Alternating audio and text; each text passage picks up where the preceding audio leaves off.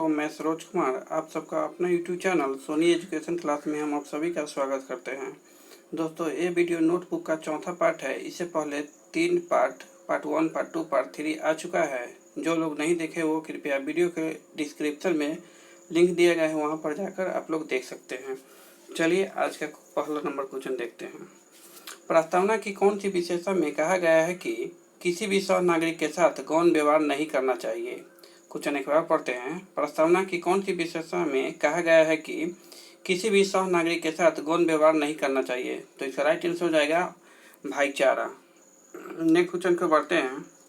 निम्न में से कौन सा एक भारतीय संविधान की एक मुख्य विशेषता नहीं है? क्वेश्चन एक बार पढ़ते हैं।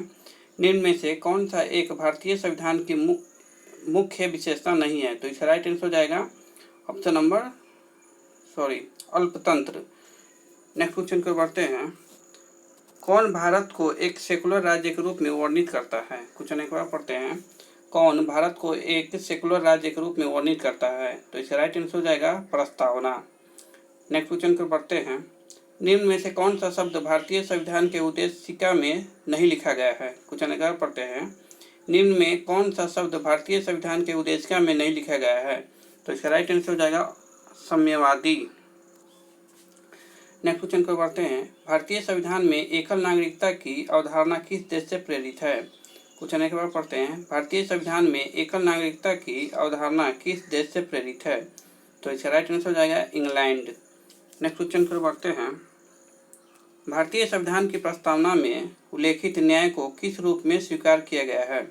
क्वेश्चन एक बार पढ़ते हैं। भारतीय संविधान की प्रस्तावना में उल्लेखित न्याय को किस रूप में स्वीकार किया गया है? तो इसका राइट आंसर हो जाएगा राजनीतिक, आर्थिक, सामाजिक न्याय। क्वेश्चन पे शुरू से लेकर लास्ट तक बने रहिएगा, क्योंकि आप मिस करिएगा तो आपका क्वेश्चन मिस हो जाएगा। बहुत इंपॉर्टेंट क्वेश्चन है, आप लोग कॉपी पर लिखते चलिएगा। नेक्स्ट क्वेश्चन पर बढ़ते हैं। नागरिकता प्राप्त करने के लिए शर्त निर्धारित करने वाला सक्षम निकाय कौन सा है? क्वेश्चन एक बार पढ़ते हैं।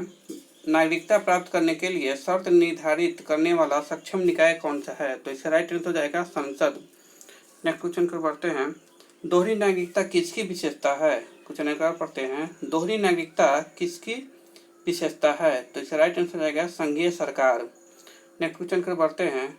मौलिक अधिकारों को लागू करने के लिए निम्न में से किसी न्यायालय द्वारा क्या जारी किया जा सकता है?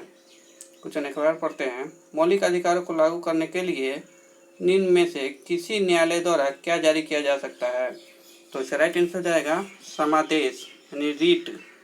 नेक्स्ट क्वेश्चन को बढ़ते हैं। नौकरियों और शैक्षिक संस्थाओं में समाज के कमजोर वर्ग के आरक्षण उपलब्ध कराने हेतु केंद्र सरकार को संविधान का कौन सा प्रावधान प्राधिकार देता है? क्वेश्चन एक बार पढ़ते हैं। नौकरियों और शैक्षिक संस्थाओं में समाज के कमजोर वर्ग के लिए आरक्षण उपलब्ध कराने हेतु केंद्र सरकार को संविधान का कौन सा प्रावधान अधिकार देता है? तो इसका राइट आंसर हो जाएगा अनुच्छेद 16। नेक्स्ट क्वेश्चन को बढ़ते हैं। नागरिकता समान समता का आशय है। क्वेश्चन एक पढ़ते हैं। नागरिक समता का आशय है। इसका राइट आंसर हो जाएगा कानून के समक्ष समता। नेक्स्ट क्वेश्चन को बढ़ते हैं। निम्नलिखित आधारों में से वह कसौटी कौन सी है जिस पर संविधान के अनुच्छेद 15 में राज्य द्वारा भेदभाव वर्णित नहीं है? क्वेश्चन एक बार पढ़ते हैं। निम्नलिखित आधारों में से वह कसौटी कौन सी है जिस पर संविधान के अनुच्छेद 15 में राज्य द्वारा भेदभाव वर्जित नहीं है? तो इसका राइट आंसर हो जाएगा भाषा। नेक्स्ट क्वेश्चन को बढ़ते हैं। भारतीय संविधान के अनुच्छेद 19 प्रदान करता है। क्वेश्चन एक बार पढ़ते हैं। भारतीय संविधान का अनुच्छेद 19 प्रदान करता है। तो इसका राइट आंसर हो जाएगा 6 स्वतंत्रताओं को। नेक्स्ट क्वेश्चन को बढ़ते हैं। संसद के चुनाव में मत देने का अधिकार डैश। क्वेश्चन एक बार पढ़ते हैं। संसद के चुनाव में मत देने का अधिकार है, कैसा अधिकार है? तो इसका राइट आंसर हो जाएगा संवैधानिक अधिकार। नेक्स्ट क्वेश्चन को बढ़ते हैं।